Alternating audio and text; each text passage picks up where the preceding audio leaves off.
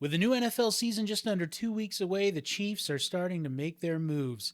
But are they already making some huge mistakes that could affect the team not only now, but in future years? We're going to be covering all that and more today on Chiefs Coast Bias.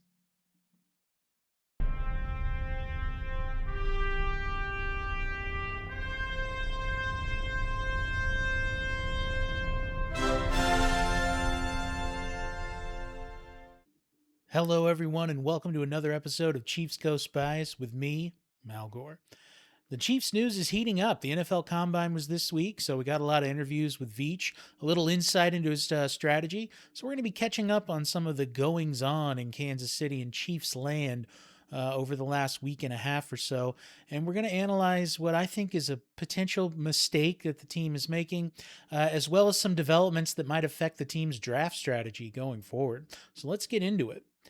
Well, first news we're going to cover is that the Chiefs have released defensive end Mike Dana after 6 seasons. Actually, was announced in a tweet. This is a guy that I could see maybe coming back to Kansas City on a minimum deal. But in all honesty, ever since they signed him to that 3-year extension, he just hasn't produced. He's missed time. He hasn't had an effect on the field. Freed up $9 million in cap space that the Chiefs desperately need. And if you recall in my episode on the 2026 cap situation, this was a player that I said was a definite cut. So no surprise there, but Mike Dana, you did us well for a while where you were here. You weren't living up to the money. Wish you all the best on your future endeavors. Hope you can get a team out there to pay you yet again. In other news, um, Brett Veach says we're going to start having extension talks with Trent McDuffie. And this is something that I'm a little bit worried about. I've talked multiple times about how I think the Chiefs need to trade Trent McDuffie. It's not that I don't think he's a great player. It's that I think the top of the cornerback market is insanely overpriced, and he's going to probably demand money that makes him a top 5 paid corner in the NFL, no worse than a top 10 paid corner in the NFL. So when they were questioning Brett Veach at the Combine, I'll read you a couple of quotes here. He said, "We've had a lot of dialogue with Trent last spring and last summer. Didn't lead to a deal, which is what leads me to believe that he is looking for something top of market, or the team would have probably already jumped on this. We'd certainly love to have Trent back for the long term." So Brett Veach indicating that the Chiefs do want to try to make something happen. I think the real question is, are they willing to meet his demands? Now, in the last episode, I did a brief preview of the 27 cap, and I said, yeah, the Chiefs, if you look at it, they're actually not in a bad situation after this season. Even without a Mahomes restructure, you're going to be able to cut some big contracts like Jones and Bolton, who are good players, but I don't think with the level that they're playing at now, I don't think that they're irreplaceable players. And you've got a lot of cap space to work with. So I've warned for this whole offseason that there is a chance that they resign McDuffie because they can make that cap number work. They can make his 26 hit extremely low, pay him a bunch in the front in actual cash, and then default or defer the cap hit to later seasons when they have more space. And I'm just not sure if it's the right strategy. Here are the top 10 cornerback contracts. You'll see number 10 is Marshawn Lattimore, a 30-year-old corner making a 19.4 million average annual value per year, with almost 70 million guaranteed on their contract. I think Trent McDuffie's going to want more than that. In fact, if you look at the very top there, the corners that are making 30 million average a year, their age range not far off from McDuffie. J.C. Horn, 27 years old, 25 million. I think 25 is a floor for Trent McDuffie. And to me, the comparison is it's not just about the cap space. I've said this a few times. You know that you can train cornerbacks. You've shown a history of it. Why not lean into your strengths, especially if you can get draft compensation? Some people have talked about a first round pick for McDuffie. Obviously, I'm fine with that if they can move him for a first round pick. But I actually think the ideal situation for a McDuffie trade would be 2 picks in the top 100. Even if one came this year and one came next year, I would like that even more just because I think more picks equal better. So I'm really worried. I'm thinking the Chiefs, there's a chance that they might reach a deal. But looking at his agent, looking at his market value, I still think that I'm leaning towards no on the extension. That means that the only X factor here is, do they play him out on the final year of the rookie contract, or do they trade him? I really hope they trade him. They've got some time. Free agency opens in about 2 weeks. Well, there's the legal tampering window before that. So I think that they've got some time to reach a trade. So that's what's going on with Trent McDuffie. We'll see. A couple more quotes from here. Most expect the Chiefs' next moves to include releasing Jawan Taylor and possibly veteran linebacker Drew Tranquil. Those moves would open up a combined $26 million. That does get the Chiefs under the cap. But here's another thing that's worrying me. So wasn't exaggerating in that opening when I said I think the Chiefs could be on the verge of making some really crucial mistakes. Brett Veach here in the green, you see. We have 60 million in convertible contracts too. We have many different ways to attack this. I think that's the one thing we've been good at. We don't do a lot of money pushed down to future years. And I think we run a pretty tight ship there. So this gives us flexibility to do different things. Look, I'm not against running money to future years. I understand cap compliance, cap goes up every year, and I understand that a lot of these contracts are structured in a way where you do have a lot of extra space available in later years to play with. But how, in their right minds, could the Chiefs look at Jawan Taylor and Drew Tranquil, two players who are fine but imminently replaceable, and think that they are worth deferring all that money to future years and putting it on the back end when they're going to be too old and too ineffectual to contribute to the team, which means you're going to cut them and you're just going to have a mountain of dead cap space. Chiefs have been really good at not accumulating dead cap. We're one of the bottom 5 teams in the league in terms of amount of dead cap. We have the least amount in dead cap space. Why ruin that by going with these players here? Moving on to our news about Rashee Rice, because this is what I want to dig into. I think it could potentially change the Chiefs' draft strategy. We saw a lot of the measurements. I'll be doing a little bit more on the defensive ends because I think most Chiefs fans would agree defensive line is the number one area of need for the Kansas City Chiefs. But with these Rashee Rice developments, I do think a wide receiver becomes a realistic and somewhat intriguing option, even though the Chiefs have not shown me that they are good at evaluating wide receiver talent.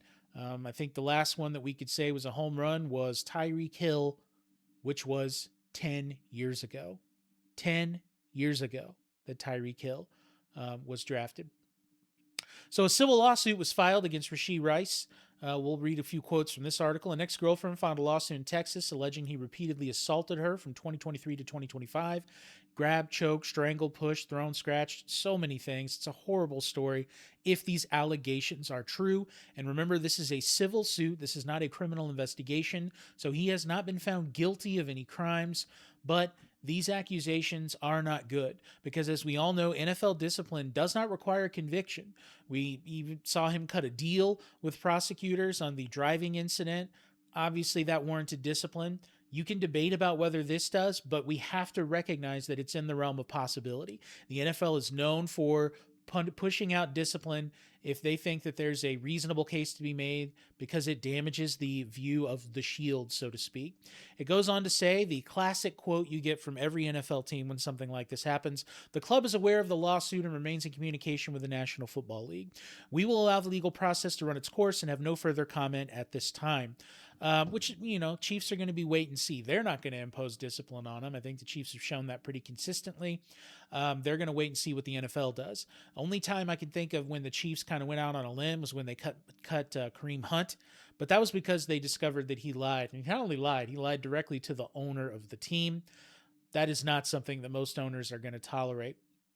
So we don't know what's going to happen with Rice, but let's all set that aside. Let's say maybe he's not even doesn't get any kind of suspension or punishment off of this. The NFL doesn't take any action. I think that we've seen enough red flags to know that this is not a guy that the Chiefs are going to invest substantial money in. And I highly doubt that he's going to want to play in Kansas City below market value. He didn't make a lot of money on his comparatively on his rookie deal because he was a second round pick, and he's had to pay all this restitution from the incident in Dallas with street racing his car. There's just no way that the Chiefs can justify paying this man 20 plus million a year. I do think with the injuries and missed games, he's not going to demand to be a top paid receiver, but he's probably going to want to be somewhere near, that top 15, top 20 range. And that easily gets you into the upper teens in average value of the contract. You can't do it. There were rumblings before the draft that there were some incidents that no one could really prove with him. We've got the racing incident, and now we have this. And look, maybe he's a changed man. These incidents, do, however, when you look at the dates, go back to it, 23 to 25, that post dates his incident in Dallas. So I don't think that we can say with confidence that because of that one thing, he's now on the straight and narrow. So there's a realistic chance he gets suspended. And even if he doesn't, you can't trust this guy. He's only played in 12 games out of the last 2 seasons. 12. And I believe that's with the 3 playoff games, that would be 37 possible games Rashee Rice could have played, and he only played 12. It's just not happening. And for me, it's sad because it really shows that the Chiefs cannot solve the wide receiver position. No one's given up on Xavier Worthy, but he's got 2 years under his belt and didn't show improvement. In fact, arguably regressed in year 2. We've got the second round pick of Sky Moore. Now we've got this with Rashee Rice. You have Tyquan Thornton who walked through the door, and you stop playing him after like week 4 last season, even though he accounted for almost every deep yard you got. I have serious doubts about the Chiefs' ability to adequately judge wide receiver talent. Even Tyreek Hill, you're talking about such an exceptional talent that I don't think it took a stunningly acute football mind to see that in practice and on the field and be like, we should play this guy. It's not like they went out on a limb. They drafted him late, they got lucky, and he was so good that it was undeniable he should play. It wasn't a judgment call, it wasn't a question of development. So I don't have faith. I don't have faith in the Chiefs and wide receiver, but it does mean that there's a chance that the Chiefs could be looking at wide receiver in the draft, especially because with the 9th pick, you could easily be looking at the top 2 or 3 edge rushers off the board already, which is the main position I think most fans want the Chiefs to take, but you could be looking at the best wide receiver is still on the board. We're still, almost 2 months out from the draft, so a lot could change between now and then, but certainly that's a distinct possibility. The May 24 incident in Dallas, the restitution he had to pay, which means a lot of that money has gone to legal fees, to restitution, lawyers, all of that. So he's going to want a good paycheck on his extension. He's eligible for one now, and I've heard no rumblings. My guess is he's not interested in signing one right now because he knows he needs another good season to get his maximum payday. Last year, Rashee Rice, this is PFF grade, 76.4. Not bad. 26 out of 81 wide receivers. Only 571 receiving yards and 5 touchdowns. But again, he barely played half a season. So, you've got to figure that those would have been a lot better. Now I'm going to show you a few of his route charts. I tried to get one that was the whole season all in one big route chart. Instead, I had to go through some games. I isolated 5 games. That's actually the majority of the games that he played this season. But I want you to look at this route tree. Remember that white means that you caught it. Gray means you didn't. Green is all after the catch. But look at that. And I think you're going to see a pattern here. I'm going to go relatively quickly here. This is number 1, number 2. Look at that. Number 3, number 4, and number 5. Here, I'll go backwards again. 2, 3, 4, 5. And let's go one more time. 3rd time's a charm for those of you that are actually paying attention to this. What do you notice there? This is not a wide receiver who has a full route tree. The vast majority of the routes that he's running are very similar. And they, the different depths and angles, but it's pretty much all crossing routes. Routes that are over the middle, and the routes that are on the outside tend to be routes that are caught at or behind the line of scrimmage. Not a guy that's a deep threat at all. It's a lot of yak.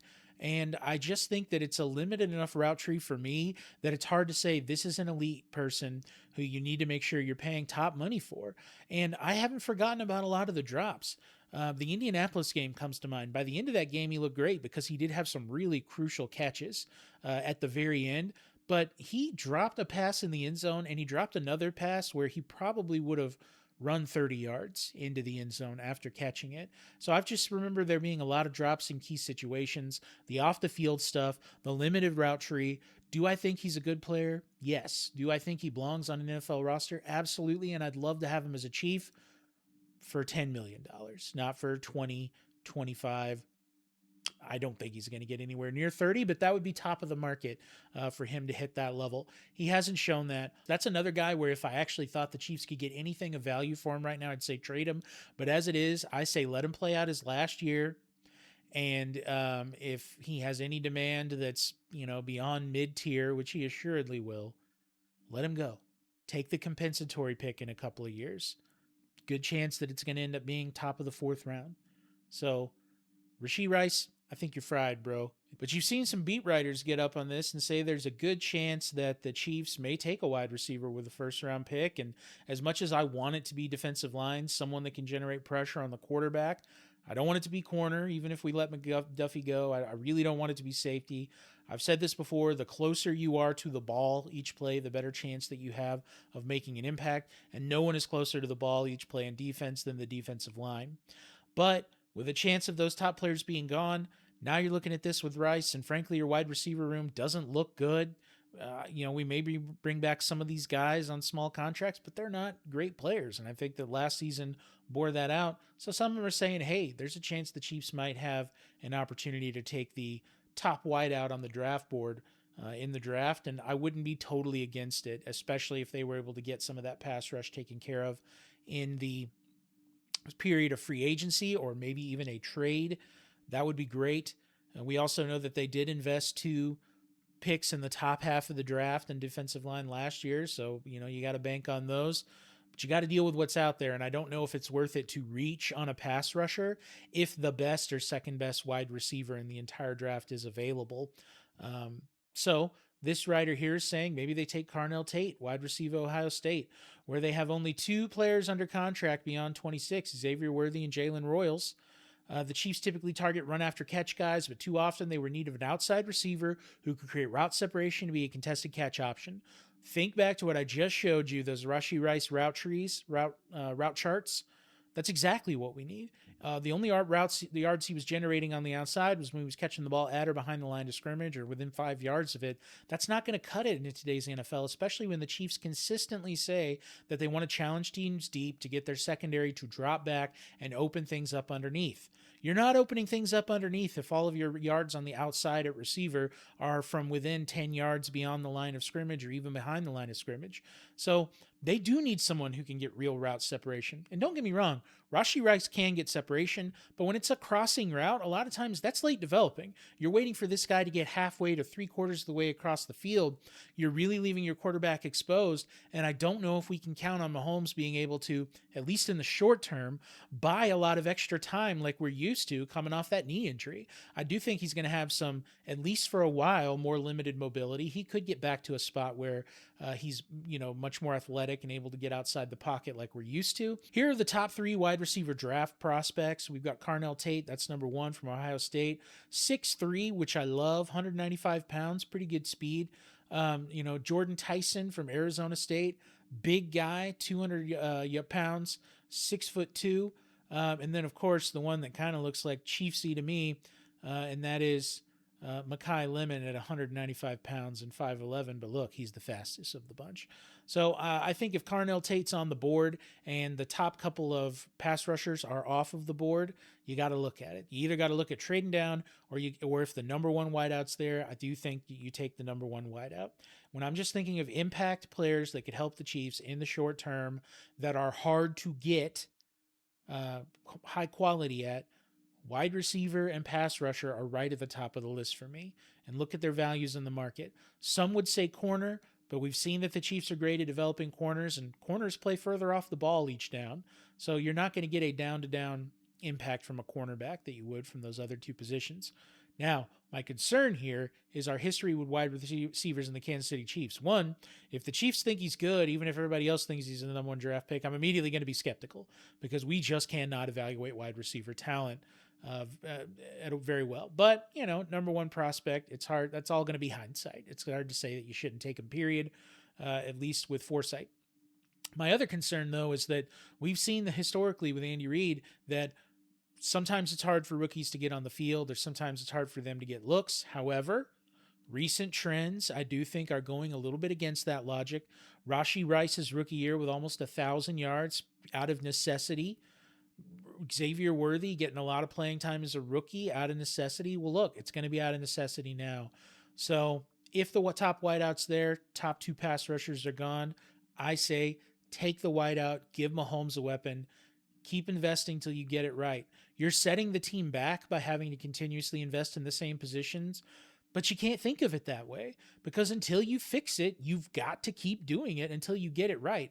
So the thing setting you back isn't that you're having to, it isn't that you are drafting it over and over again. It's that you have to, because you keep failing at evaluation. Here are the current 2026 Chiefs receivers. We've got Worthy, Rice, Royals, and two guys who have 0 yards. It's clearly an area of need. We could try to address it in free agency. These are the people at wideout who are going to be free agents, and I've sorted it by snap count. So what you're looking at with number 34 there, De'Ami Brown on up, that's basically every player who took about 30% of their snaps and up. So Wan'Dale Robinson actually took the most snaps, but that kind of covers, I think, players that you would realistically sign thinking they contribute. If you're signing guys who took less than 30% of the snaps, it's hard for me to say, like, oh, this is someone you plan on starting and being a contributor. It could happen, but you're taking a real gamble there. I don't see a lot of great names that jump out. In fact, one of the few names that does jump out to me is Tyquan Thornton, who the Chiefs had and showed no inclination to use. So again, I'm really down with the Chiefs right now on wide receiver. I'm down with the way they've handled it in the past, not in terms of investing in it. They need to. It's more on the evaluation side. And then when they do get a guy in the building like Thornton, who's getting a big majority of your deep receiving yards early on in the season, all of a sudden he just disappears as time goes on. You're not using him. It doesn't make any sense to me. So where are we at with the Kansas City Chiefs here? It's rough out here. It's rough out here. The Rashee Rice thing, I think, just proves you can't invest money on him. That's a second round pick who's only going to get that first contract and is going to end up essentially missing, really, minimum a season and a half worth of games out of the 4 years that you had him. Worthy, you've got for 5 years if you exercise the option, but he regressed. Royals, you just never even put on the field really to give him an opportunity as a rookie, so you don't know what you have. And when you look at those free agents, there's not a lot that jumps out to me. I could see the problem is that any name that's probably worth it is either exceedingly old and or asking for too damn much money. Like Deebo Samuel, I would be very intrigued to see what Andy Reid could do with a guy like that because of his versatility, but he's probably going to ask for more than you want, and he's hitting that 3-0. Juju Smith-Schuster, no, we've been there. We've done that. Keenan Allen's been reliable, but he's getting way up there. There's no guarantee. Same with Mike Evans. So I'm not seeing a lot of smart signings there. Maybe Jawan Jennings, but he's going to want a lot of money. Same with Alec Pierce. So there's not a lot of great options there. I think what the Chiefs are looking at is if you don't think there's a home run worth paying that top market value to in free agency, because you can afford one, you can structure the contract in a way where you pay it for it with pain on the back end. But if you do that, you can't take an older guy because you can't have all that dead money when they're not even on the roster contributing to your team at all. So you got to take a younger guy if you're going to pay that top dollar. And there's just not a lot there when we talk about those younger guys. So they're in the bit of a pickle. And we might even look at this and say that I think receivers coming in the first 3 rounds. I really do. Unless they're able to get someone that they think is a home run hit. Like if they sign a Jawan Jennings, maybe a Deebo Samuel, somebody like that, then I could see a situation where they have that player and then they bring in a really low tier free agent, like maybe try to get Tyquan Thornton to come back in on a lower deal, or something like that, or God forbid, bring back Hollywood Brown or Juju. I mean, that's always possible because they're not going to command much money. So I could see a situation where they go for one home run in free agency, one lower tier free agency, and don't worry about it in the draft, or at least till the middle or late rounds. But I can also see a situation where the Kansas City Chiefs are using a first or second round pick on a wide receiver, especially if those top edge rushers are gone. But what do you think? It's been another beautiful episode of Chiefs Coast Bias. I hope you really like my board game collection back here. I love all games. I'm actually looking to move some of these if anybody's interested. Please hit the like and subscribe button. Still a very new channel. It's hard. It takes a long time for YouTube to even get your video into the algorithm to get people impressions. So anything you can do to help promote the videos helps a lot. And liking and subscribing goes a long way with that. Commenting is great. If there's anything you want me to cover, if there's any opinions you have, disagreements with my takes, or maybe just to shower me with the praise that I deserve. But I really love talking about the Chiefs. That's all I want to do is promote more discussion of Chiefs football. We're still in the middle of the Mahomes dynasty. This is the time to enjoy it. We are a far cry from the days of Brody Croyle, Tyler Palco, Matt Castle, Damon Heward, and just a string of sadness that was coming out there for the Kansas City Chiefs at quarterback. So enjoy the show, share it with your friends, like, subscribe. Until next time, this is Chiefs Coast Bias. I'm Mal Gore, and you have a fan-flippin-tastic day.